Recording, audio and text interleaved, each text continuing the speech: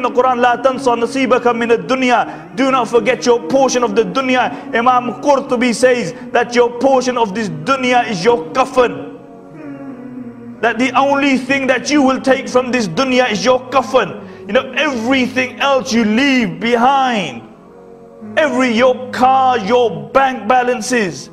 You take nothing. Your popularity, your fancy scarves, your nice homes, your nice garments, everything remains behind. What you go to in the grave is those two kafans.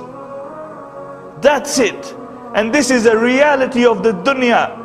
But we are often deceived by the dunya. One of the most beautiful examples, and I've given this example 100 times, of the reality of the dunya is the example given by Imam Gazali rahimahullah about the dunya. He speaks about a man who's walking through the jungle, and whilst he's walking he looks behind and he sees a lion chasing him, and he runs and he comes to a well and he jumps into the well, and whilst he's falling he manages to hold onto some rope, and he breathes a sigh of relief and looks up. He sees the lion hovering over him, waiting for him, and he looks down, and beneath him is a large serpent with its mouth open, waiting for him to fall.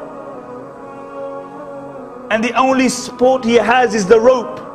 And after a little while he sees a black mouse and a white mouse set upon the rope, and they begin to nibble it. Above is the lion, beneath is the serpent, and the only support he has is the rope. And now that's being nibbled at, and in front of him he sees this honeycomb, and he looks at this honeycomb, and then he sticks his finger into that honey, and he takes that honey upon his finger and he places it upon his tongue, and the sweetness of the honey momentarily makes him forget the lion, the snake, and even two mice. Imam Gazali rahimahullah says that the lion is death, which is always chasing you. The serpent is your grave, into which every person will fall. And if he's a good person, it will be rawdatun min riyad al-jannah, a garden from the paradises gardens of paradise.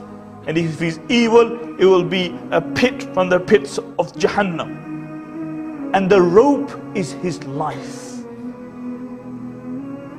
And the black mouse denotes the night, and the white mouse denotes the day. And they are always nibbling upon your life. And the honey is the dunya. A man tastes the sweetness of the dunya, and he forgets death. He forgets the grave. He forgets a day will come that he will die and he will have to stand in front of his Creator.